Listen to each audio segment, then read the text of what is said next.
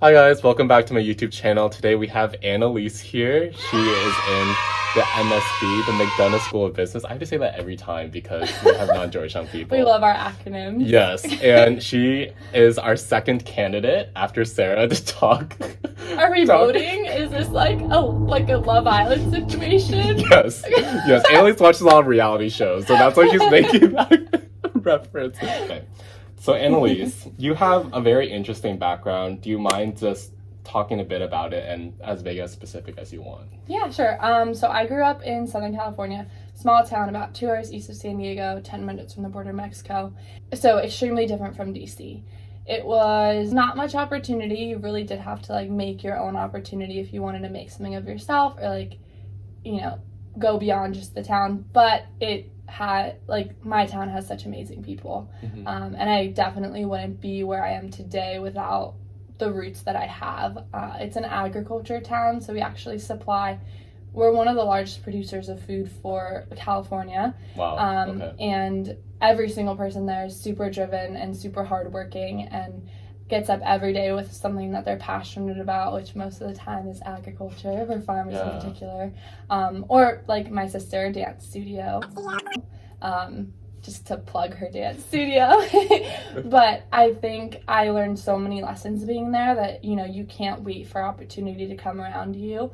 The quote that I live by is if opportunity doesn't knock, build a door, and Milton Berle said that. But I really do feel that way because I didn't have opportunity come knocking on my door. I had to hustle and find it for myself. Yeah, for sure. And you also mentioned that growing up in the situation where you did a lot of dance, right? Throughout your schooling and then a bit at Georgetown as well.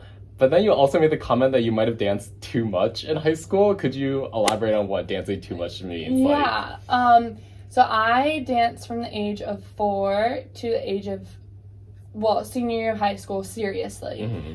I think I attribute a lot of who I am today to dance. Okay. Whether it's my determination, my drive, my thick skin, I can handle, critique, whether it was from a dance teacher to, obviously there's always the issues of body type and things like that. So I had to grow up being strong and mentally tough. The ability to work at something until you get it and perfect it, but still be okay with failing without knowing why and being able to have to get back up every time is something that I fully attribute to dance. And that's literally how I got to where I am today. But I do think that sometimes I felt like I danced a little bit too much. Okay. Just because in high school, I was probably dancing anywhere from 30 to 40 hours a week. I was part of a studio where I did 4 classes a week, and then I was a part of Savapa, or a dance academy through my high school, where I did about 2 hours a day, and then I was on our competition team where we would rehearse maybe 2 to 4 hours additional every week.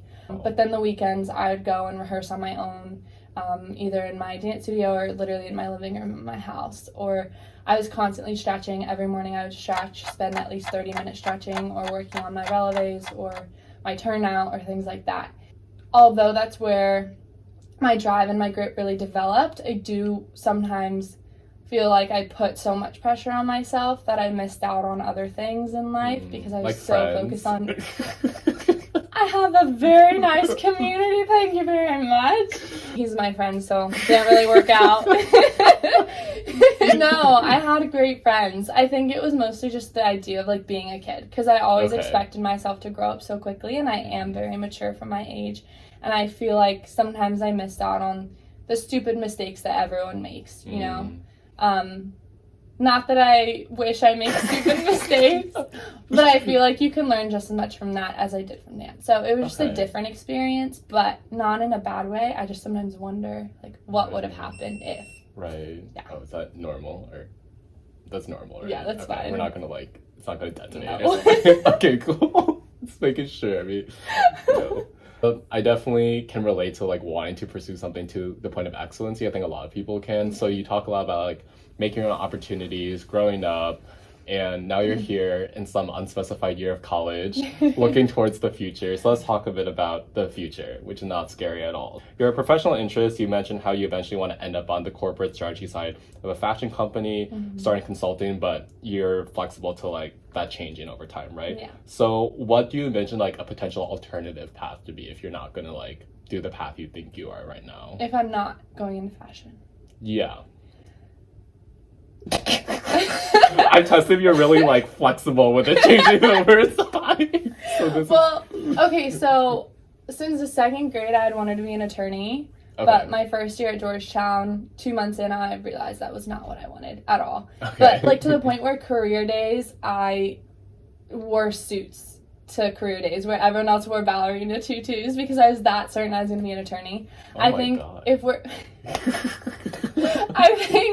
we're thinking like fun, I would say I would love to be a choreographer for Broadway. That's like my dream career, and I still hope I can do that one day. Maybe when I retire, I can be like a grumpy old woman who walks in and just like orders people around and choreographs a routine. But I grew up with dance, choreographing at least 2 to 3 pieces, if not more, every single semester, and I love it. And like that's the one part of dance that I really do miss is the choreography. So I'd say like fun, like no restrictions, dream would be to be a choreographer for Broadway. Wow, okay. Yeah. Well, let's move on to some fun hobbies and interests of yours. So we've heard extensively about dance already, so we're going to move on from that. You listed several, and then you said anything outdoors except riding a bike because I forgot to ride a bike. So could you explain how you forgot to ride a bike for everyone? I forgot I wrote that. I know everyone tells you that you can't forget to ride a bike, but you can, because I did. And it's actually so offensive that nobody believes me. So basically, I learned how to ride a bike in 4th grade, and I was 4'6", right? Okay. I was literally I think that's average for 4th grade. Sure. But then I didn't grow until 8th grade when I became like 5 foot. And then, no, maybe like 5'2". And then I didn't grow until senior year of high school when I became 5'11". No, junior year of high school, sorry. Junior year of high school when I became 5'11". Where's the bike part? Well, I'm not done. Okay. So I learned how to ride a bike in 4th grade when I was short. And then I didn't ride until junior summer. So I was already just like struggling walking because of, you know, the major like insane growth. That how was I expected to ride a bike? So I tried to ride a bike at the beach with my aunt, and I fell and hurt my ankle. And I was super angry in the moment, but now we laugh about it all the time. But I literally tried for an hour, could not figure it out. So then last year I went to ramen with 2 of my friends, and then we went and got just a rent-a-bike, a Capital Bike Share bike. And we tried to ride the bike around for at least a solid hour, and I could not figure it out. It was 10 o'clock at night, and we were just in the suburbs somewhere, and they were trying to help me ride a bike, and I could not figure it out. So I forgot how to ride a bike. I feel like this is made up. No! You can go ask them. They'll be my witnesses. I sucked. I was horrible. I tried so hard, too. That's the sad part. It's like, I really tried. So, like, can you, like, not do SoulCycle? Like, is that not an option for you? It's a stationary bike. I'm not that... like that challenged by it. Isn't it the same concept of like pedaling? No, because you're stationary. With an actual bike, I'm tall now, so my center of gravity is different. So when I try to move, I just fall to the left or right. Oh, okay. So you're not balanced. So all the years of dancing didn't balance you. You know, that's the sad part. I have great balance in dancing. I can do like 5 pirouettes fine, but then when I try to ride a bike, I can't figure it out. We need to like, I mean, do you feel an urge to resolve this, or are you just like fine? Are you gonna add in a snippet into this of me trying to ride a bike? Like is there video footage? No. Okay. I deleted it all. Then no, I can't do that. I can ride a scooter though, so it's fine. Yeah, Analise actually pulled up today with a scooter, so I guess I can never expect a bike to be pulled up with you. Unless it's broken and unless it's broken. Okay, let's move on. So, two of your hobbies as theater and travel. So I wanted to ask you if you had to pick one for the rest of your life, theater or travel. Travel. Okay. Hands down. Why? So I love theater. I'm actually minoring in performing arts with my focus in theater. And I've taken amazing theater classes. I love my professors, made such a great community through it. But traveling is really my passion. So I just went to Egypt a little while ago. I'm going to Colombia and Spain. And then this summer I'm actually backpacking for 4 months. And I'm going to do Eastern and Western Europe by myself. Hopefully I'm like strong enough to do it all the way through. And then Southeast Asia with one of my good friends. So I couldn't imagine my life without travel, because I think for me, when I travel, it's about growth and like meeting new people and learning from them, because I think you never know what you can learn from someone. And the more that I travel, the more aware I feel of my world around me, which I know sounds super like philosophical, but I genuinely feel like I become so much more of an understanding and kind human being through travel. So I would never want to give that up. And then let's move on to your ideal type. We'll start with the romantic type. You mentioned that you seek out someone who is ambitious and driven, and you think they're two different things. So can you explain like how you think it's different? I think ambition is all about going for something full force, working until you get it. I think drive. Wait, cut that out. I will.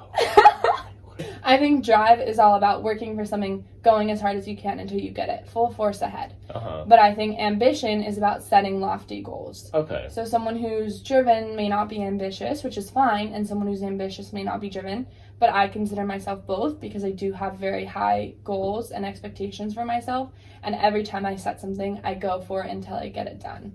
Okay. And I think I need someone who can match that. You also mentioned you want to be part of a power couple. Can you define what that means to you? I have been learning a lot this past year just with dating and realizing my definition changing a bit. But I think a power couple is, in my opinion, is just a team and two people who support one another unconditionally and help each other achieve their goals. And two people who are ambitious and driven, but not only in a career aspect, but also in like a kindness aspect, because I think part of being a power couple is, yes, being super successful in your own career, but a huge part of who I am is also being able to like pay it forward or like give it back. And so I also want someone who does the best that they can to help others along with helping themselves. So just like a good couple, not like a power couple. No. Like, are you guys celebrities or?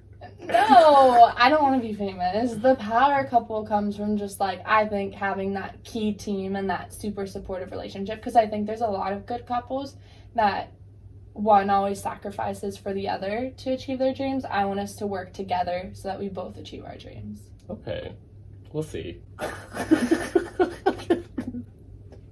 Someone's very supportive. We'll talk about this after the recording's done. Okay, let's wrap up with the quote you live by: if opportunity doesn't knock, build a door. Yeah. So do you mind just like breaking down this quote for me? Like, what face does opportunity have? And then like what materials do we have to build a door? What color is the door? Ooh, so fancy. Well, so I actually said this in my speech at my high school graduation. And I think I created the analogy of there being 3 doors. One is, a solid black door, can't see through it. One is a wooden door that has a window and you can see into it and see like a meadow with flowers. And one is complete glass, but when you look through it, you only see fog. And although all 3 doors are different, there isn't one right door that you have. You can pick any of them and make whatever you want to make of it. But let's say you don't have the key to any of those doors, you can always build a window. And so that's kind of the way that I look at it, is like you can always like cut out a window, I said. And I think by that I just mean, if those 3 doors that you have presented to you, because you are going to have opportunities presented to you at times in your life, aren't what you want, then why would you settle for those? Might as well try to build your own door or your own window, and take that route instead, because you never know what is going to come, even if you take the safe route. But if you don't have an option or an opportunity presented to you at all, or one that's appealing to you, might as well make your own. I have thoughts on that, but we can talk about that. No, I support it. It's just like... What's your thought? It's too long for the video. I feel like we should keep this on you. No, I'd like to hear your thoughts. I'll tell you though. I'll tell you them. Thank you so much for doing this with me. This has been Analise, and my videos come out 11 a.m. EST Sundays. Analise will be watching them. She's my biggest supporter outside of my family. So, I'll see you guys next time. Bye.